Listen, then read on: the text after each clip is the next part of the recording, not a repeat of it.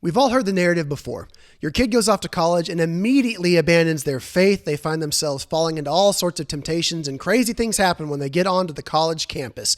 But what if your kid was able to run into somebody whose faith was on fire for Jesus? And what if your kid was that kid? Is that even possible? And what would it look like? Let's chat about it.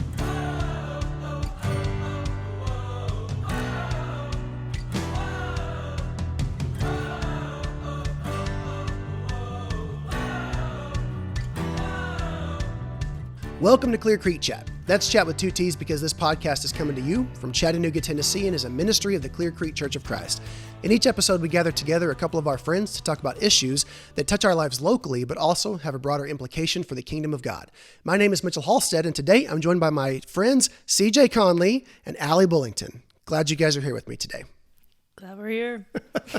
Now, I wanted to ask y'all a question because you are both college students. And I know, CJ, you said you're a senior right now. And what class are you? I'm a sophomore. Sophomore. Okay. So you guys are in the middle of college right now. You've got a little bit more time with us here. And if your college experience is anything like mine was, when you get to campus, you get to experience all sorts of novel, out-of-the-box things that really only college kids get to do, and maybe you never, ever get to do again. So I'm talking about the weird and cool things. So what are some of those weird and cool college experiences that you guys have experienced and might like to share with our audience today, our tens of listeners?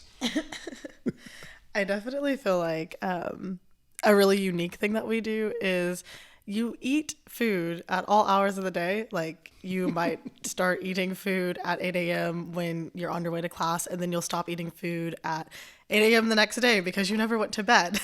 But a big thing that we do is go to cookout. I feel like cookout is a staple with our ministry and with my college experience specifically.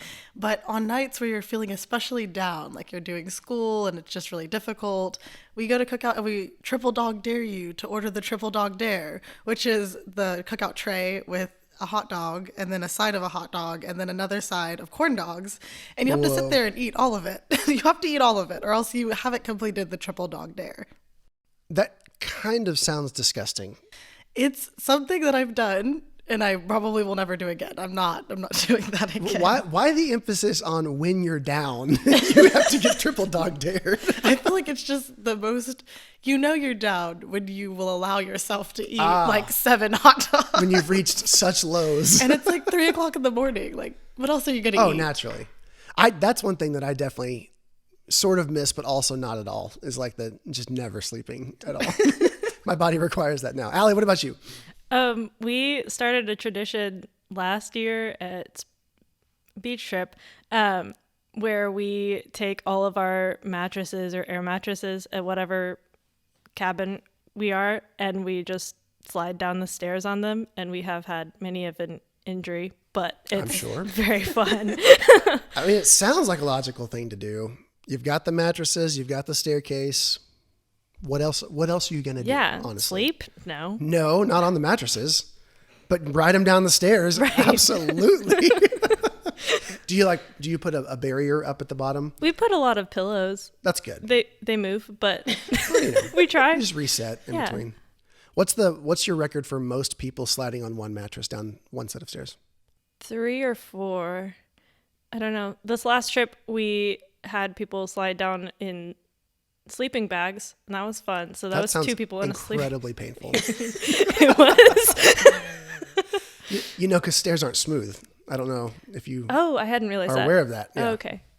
Well, it was very unique. We put mattresses to cover the whole surface of the staircase. Oh, you smooth. Okay. And then we put people in like double wide sleeping bags and slid them down the stairs. Yeah, because the mattresses weren't slippery enough on the stairs, so we had to adapt.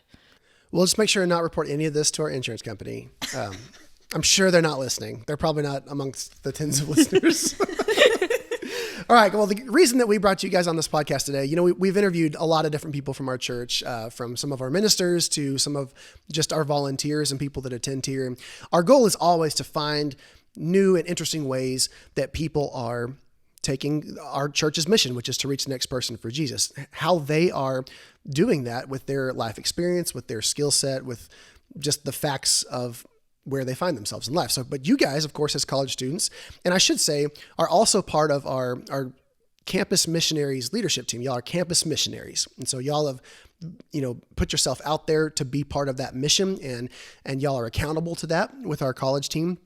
And so you guys have accepted this role, and that's why I wanted to get you guys on board, because your context as college students is completely different than probably everybody that's listening to this podcast right now who has already been through that phase of life. But you guys are in the middle of it. And I think a lot of people are concerned about young people coming out of high school, the ones that sure came out of youth groups or whatever, but even those that had no church experience whatsoever, what is their college experience going to be like? Because we all know, like, college corrupts everybody, right? That's what we hear. Doesn't have to be true. And part of y'all's mission is to make sure that people, even in college, are finding paths to Jesus. So this isn't really on our question here, but can you guys tell me, actually, this is our question. I'll come to it in a minute. I'd actually rather start with you guys each sharing a little bit about who you are and where you came from. So CJ, can you start us off here briefly? When and how did you kind of come to faith? And when do you feel like you really started taking ownership of this idea of being a disciple? Yeah. So, I have grown up in church. My parents are people who valued faith. And so from a very young age, my parents poured into me like the word of God. My dad would come home and read the Bible with us every day after work and things like that. So I had a pretty good foundation of what God was and what he said. But I feel like I didn't take ownership of my own faith, like choosing to pour into myself or choosing to pour into others until I was in high school. When I was about 16 years old, I got baptized and I started leading a girls' Bible study for younger ladies who were in middle school. And it was a really good opportunity for me to, one, like be a mentor, but also be mentored by other people who'd done it before. So that when I came to college, I was very, very intentional about connecting with a group. So I ended up here at Clear Creek. Josh Diggs, the preacher here, is someone that I really have a lot of respect for. And so we were coming and we were listening to his sermons, and he told me, like, hey, you need to get connected and you need to get involved with people who are your age. And so he connected me to his wife, Lindsay, and Lindsay connected me to Lisa, who is married to the official campus minister of UCM. And I started going there from that day forward. And I feel like I went because they had cool people. They were really kind. They were interesting. But I stayed because they are people who are very intentional about making space for everyone. It doesn't matter what your background is. If you're a brought up in church person or you've never even opened up your Bible, like, you have a place of belonging there. And so I stuck around for that. And then you don't get the blessing of community without the commitment. So when you commit, you begin to grow and you begin to form these complex relationships with people, and then you begin to lead.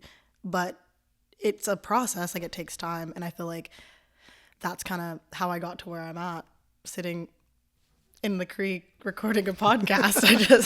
And I should add, like, you had also volunteered with me for a year as one of our mentors for some of our 8th grade girls, and then interned with me for an entire summer. So, like, you've gone in, at least here in Chattanooga, with this idea of being a missionary. So Alei, I don't know you as well, but can you share with us, same thing, how have you come to faith, and what's kind of brought you to where you are now? Yeah, like CJ, I grew up in a Christian home and always believed in God. But I think it wasn't till my junior or senior year when I started realizing how important actively loving people was to my faith. And that I just needed to be actively loving everyone I met, and that shows up in different ways. But then I started going to college because in high school, my church was always talking about how important disciple making was, but I had never really been discipled and shown how that worked. And then I came to college and I met UCM, and instead of talking about it a lot, they were living it out, and then pulling me along with them and being like, okay, you're going to help us do this. And then I was like, oh, cool. I'm being discipled and I'm not even realizing it. That's awesome. So in either of your cases, were you approached about the campus missionary position, or did you hear about it and pursue it? How did you get into that role? And I guess, what does that look like for you to be a campus missionary with UCM or on campus at Chet? Well, the process of becoming a campus missionary is it's unique for everyone. So I know that I had been really good friends with the campus missionary with one of the campus missionaries who was serving. And then apparently, just like as our relationship as friends and people who work together for ministry grew, she had like talked to Dale and said, I think that you should hire another one. And I think that CJ would be a really good option. She's just like very committed and has the joy of the Lord and has this, and really put in a good word. And then when Dale approached me, it's very, I want you, but you don't have to take this job. Like, he's very intentional about making it clear, like, it's not easy. It's not easy being a spiritual leader, and I'm not going to throw you to the wolves. Like, you're not going to be alone in your leadership, but know that, like, I want you here, but it's not going to be easy. And so for me personally, there was a core team created, which now exists, but I was one of the first people on it. So we created a core team that gave people the opportunity to lead without the pressure of it being their job. So you kind of got to choose, like, you can lead a roots group, which is what we call our intentional Bible studies. We do life together. We're deeply rooted in the Lord, so we call them roots groups. You can lead a roots group. You can lead worship. You can begin to do an outreach team, whether it's rides giving or reaching out to international students on campus. Like, that's what you do on core team. And then from there, I became a campus missionary, which is a bit different and has a lot more responsibility and a lot more commitment. But that's kind of my process. Cool. What about you, Alei? Yeah, so similar, like, I joined the core team the beginning of my sophomore year, but I had a very quicker transition.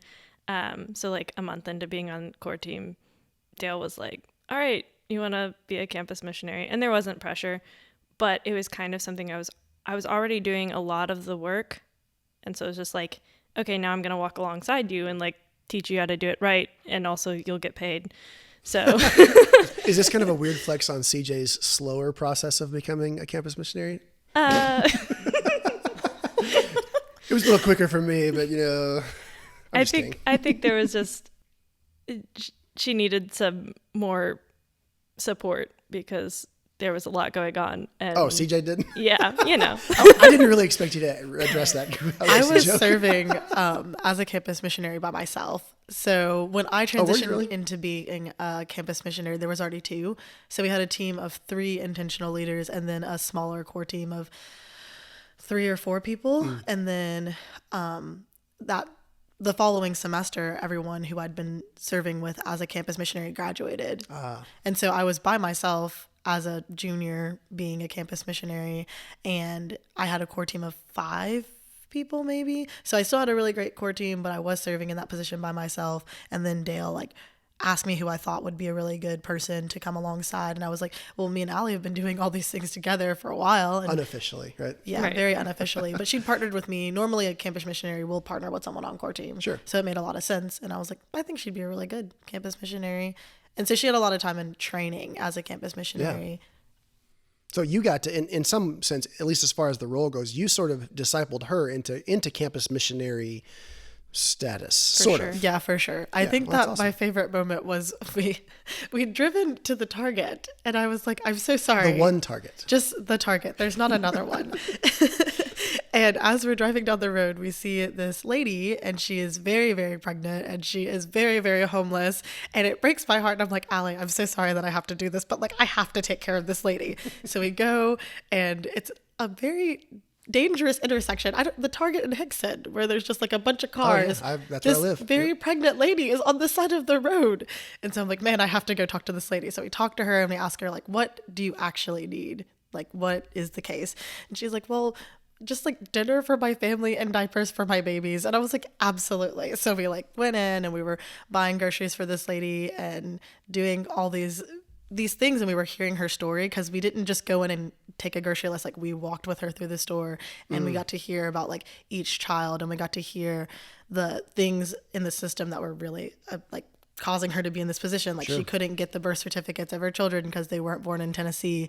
And she didn't have the money to get the birth certificate shipped, so she wasn't on welfare and things that, where it was very institutional issues along with being in the middle of a pandemic, and it all led to her being just on the side of the road, like asking people to be gracious to her. Anyway, so all these things are happening. Me and Alei have been serving together, and I just feel so guilty because we were just going to go to Target. Everybody just goes to Target for one fun thing, but no, this was just what God called us to do. But, after all that's done, me and Alei are sitting in the car talking, and she's like, this is it. Like, this is what we needed. This is what we need to do. Like, we need to know how to talk to the people who need Jesus, and we need to know the best options. It was just a really great moment. And I think that was when I was like, oh, wait, this is disciple making. Even though she knows Jesus and she follows Jesus and she's known Jesus her whole life, like, I'm still helping her grow in her faith. And then she's giving me the opportunity to be a disciple maker. Well, disciples need to be discipled. Yes. even beyond the point of becoming a disciple. So I think that's great. Last time that Target is a hot spot. Last time I was there with my wife, she did the same thing to me that you did to Alei. She was like, we need to stop, pull over. We're going to talk to that person. So and we did. It's not the same lady, but whatever. Okay. I do want to know, and you have just now dipped into this, but what are some of the intentional choices that y'all have been making as campus missionaries, or even beyond that, just as disciples in your own right? What are you doing to put yourself in a position to have spiritual influence on communities outside of traditional church? Because I know UCM operates, although you might even be part of Clear Creek perhaps, but the campus mission operates very differently than a normal church does. So in all of that context, what are y'all doing to put yourself in the position to influence people? Yeah, so it's very intentional. It's not like we don't just happen upon people by accident. We very intentionally are in a community of people that don't believe in Jesus, look different than us, are new Christians. Like, it's very intentional. And so when you're surrounded by people in all walks of life, like, there's going to be work you could do. And so, like, we ended up, a lot of our job ends up being like counseling and crisis control. Triple dog dare right. moments. Yeah. But it's just a lot of like loving people where they are and teaching. Like, a lot of people just don't even know how to be known and loved. That's been a lot of this year we've been realizing. So showing people that we're going to take the time to know them and love them, but also like not let them stay where they are at, and like challenge them to move to the next step, whatever that is. And you have to like know that person to be able to know what a win is for them. Yeah, I think that's key. You have to know them, which is going to be an investment of time and energy on your part. But in doing so, you have proven to them that you are serious about your commitment to seeing them through. Yeah, we use the phrase being unsurprisable. And I think that that's a really powerful phrase, because there's nothing you can say or do that's going to catch me off guard. Like, you could be the worst person that I've ever met or seen, and I'm going to still love you and acknowledge you.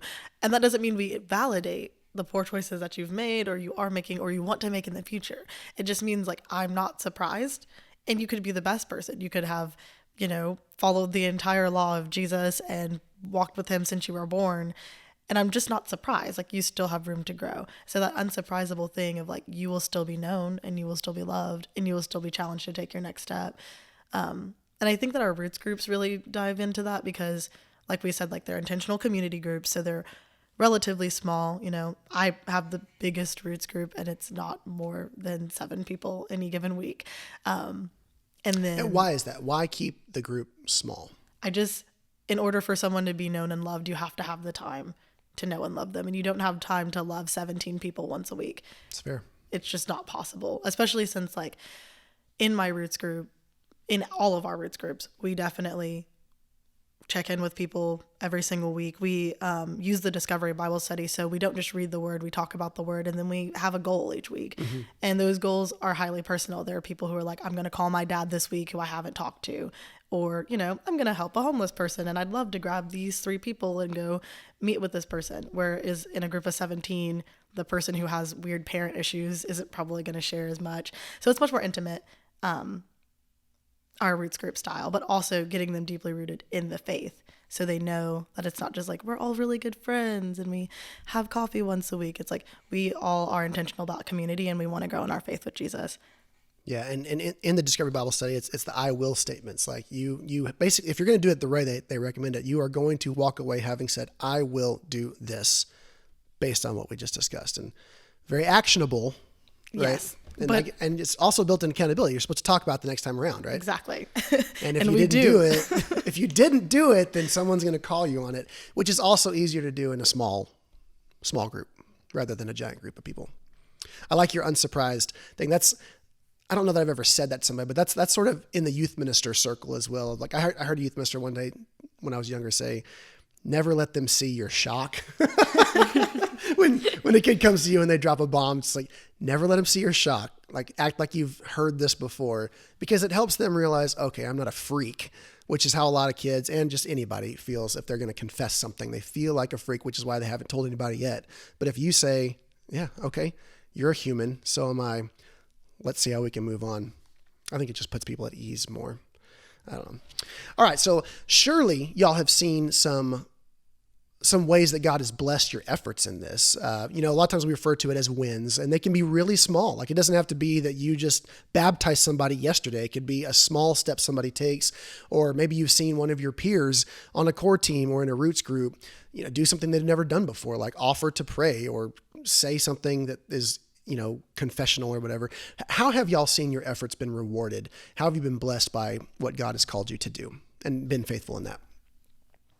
I definitely feel like as a campus missionary or a minister of any kind, it's not always given. Like God doesn't always give you the vision to see like the fruits of your labor, Sure. like the fruits of your labor. But I do think that God's given us the opportunity to see some things, especially this semester, that we hadn't seen in a while. Like what, 3 days ago, we had somebody get baptized at our retreat, which was a really big deal. But also on that retreat, we saw like people who haven't been baptized or even really acknowledge that they have a faith in God, praying and acknowledging that they need to be better about that and committing to community. We saw people step up and lead who'd have not been given the opportunity to lead before, people who are freshmen and in their second semester of a pandemic year. It's been awesome to see people change. And obviously, like over time, I know that I can track certain people who hadn't opened their Bible and known the difference between 1 Corinthians and 1 Chronicles in their first Bible study. And now they're like committed to living a godly life and married and been baptized and having a godly family. So we see those things happen too. And that's great. But that's longevity. Sure. That's like being in this ministry for years now. But everyone takes a little step almost every day. And God allows us to see very, very few of those. It's awesome. Alei, what about you? Yeah, so I like to say a lot that we're in the ministry of seed planting. So like a lot of times we don't see the fruit, but we do see like baby steps. That's a big thing we say a lot. But like I think a lot of times even just like noticing cracks in the walls people put up, like that's a big step. Or like, I don't know, just like people who are very standoffish, and then it's like, oh, they let you love them, and maybe they like start being vulnerable with you. Like that's a huge step, because it is like part of love and like being loved and loving people is vulnerability. So once they can start doing that, then you're on a good track. So there's like lots of tiny steps, and then also like, yeah, this weekend I think I saw steps in every single person in the retreat, like people who are very obviously not Christian, like participating in our like talks and like our prayer time, or like people we hadn't seen lead before were getting up and praying for people. And, like the Spirit was there because like no one was closed off to what was going on. That's great, guys. And I hope that as you get to continue doing this, and Alei, you got a few more years, I guess, more so than CJ does, because you're graduating eventually soon. I hope you guys get to see infinite numbers of tiny steps, and then every now and then a big one, because those are cool. It reminds me, last night at church, one of our students came to me, and she was discouraged because she had talked to 7 people the day before trying to invite them to Easter Sunday church, and all of them had said no for various reasons. And she was discouraged by that.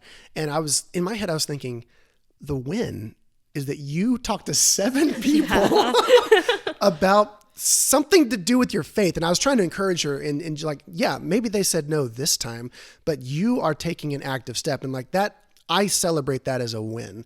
I'm not going to say who that was. I don't want to embarrass anybody, but like that's a win that I got to experience. And I know y'all see things like that. And it's important for us to say God is working in small ways and in big ways, but we cannot forget about the small ways because those are the ones that happen more often. And they're incremental, but valuable. Being persistent is super important. Like we very much like haven't really let the people who would probably fall aside, like just not participate. Like we are still like texting them all the time. And so that's why we see like more baby steps because like we just don't give up. Don't let them go. Nope. That's awesome. I love it. Okay. This is not easy, right? I'm assuming y'all would agree with, you're shaking / nodding your heads. It's not easy. So what obstacles do you struggle to overcome while trying to do this mission that you're on? I think it's a lot of internal things, lots of personal battles that you face, like feeling like you're not good enough or feeling like the retreat that you planned wasn't the right theme, like very minimal things. And you get in your head about them and make, mountains out of molehills. But our theme for this retreat was that God is a miracle worker and he, mustard seed faith moves mountains. And so we did a lot of like, God can move those mountains. So when you're making mountains out of molehills, like God can move those too. Like God is the one who brings about growth. Paul says it, Apollos planted and I watered, but like God brings about growth. And so we're really critical of ourselves, I think. And there's lots of people who are like, man, like, why aren't they ready to take their next step? Or why aren't they doing this? Or why is that person not leading yet? They've been here for 4 years. Like we can get really critical, but we have to remember like God brings the growth in that person, not me. Like it's not about me. Yeah. And I guess your job, as you just said, Alei, is the intentional persistence. Just keep working, just do your part and God will do his part. What about you, Alei? What struggles do you feel like you have to try to overcome? I get a text from Dale about every week saying leadership is the art of disappointing people. That sounds pretty Dale-ish. Yeah. So I am someone that like always like I want everyone to like me. So it is very hard when like part of my job is disappointing people every week, every day, like that is very difficult. So like trying to not get caught up in my head and prioritizing like, okay, keep your mission in mind. And people are going to be angry at you. People are going to be hurt. People will never talk to you again. But like, you can't let that stop you from like continuing the good work. Yeah, from doing what is most important. Leadership, what was it? Leadership is the art of disappointing people. That's awesome.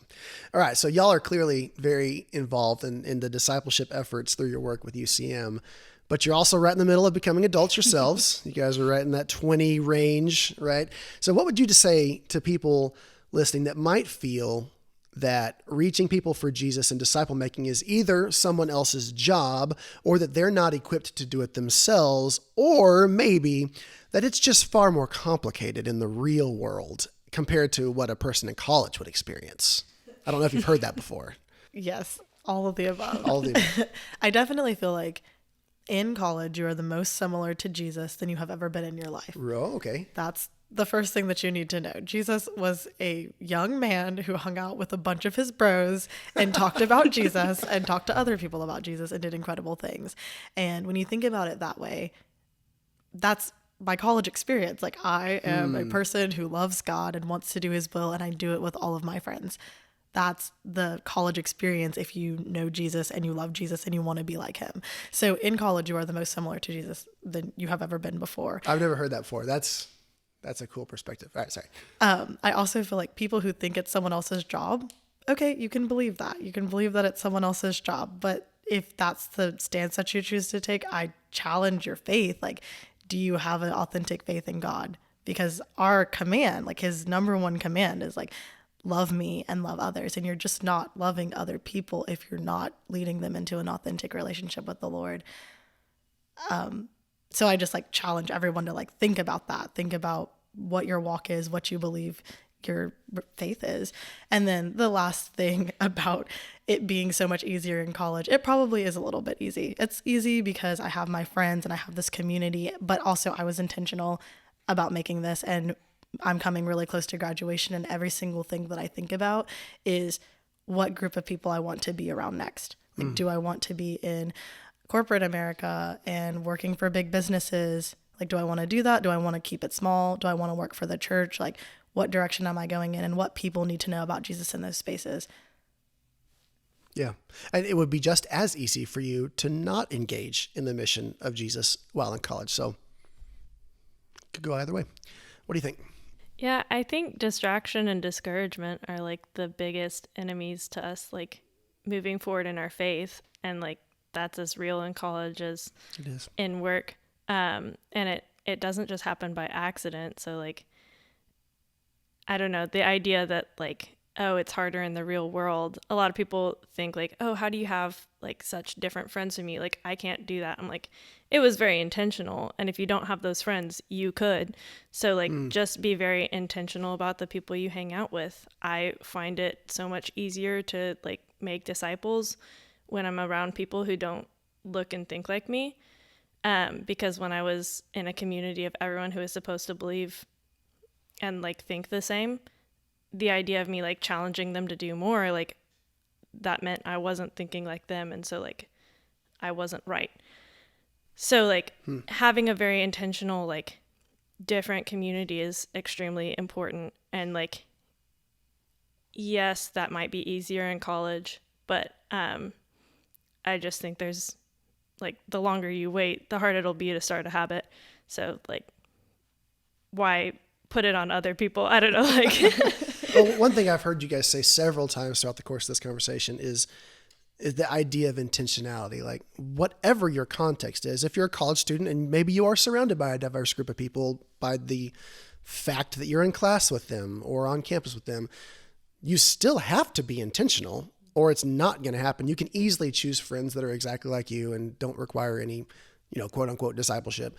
But that's not untrue in the adult world, right? You're still surrounded in some capacity, whether it's at your job or, the fellow parents of the kids in your kids' class. There's all kinds of groups. And if we are just intentional, as a college student might be, you can find the people that need Jesus. Just got to be intentional. That's so valuable. Well, thank you guys for joining me on today's chat. Girls, I appreciate it. You have helped, hopefully, to set an inspiring example of being hardcore evangelists on the campus of our local college, but also in the homes and the social spaces of your friends and peers, which is something that all of us, no matter how old we are, can engage in. And to the rest of all of you out there, remember that if you're a disciple, you are called to spread the good news of Jesus Christ throughout your city, throughout your neighborhood, and to the very ends of the earth. Grace and peace.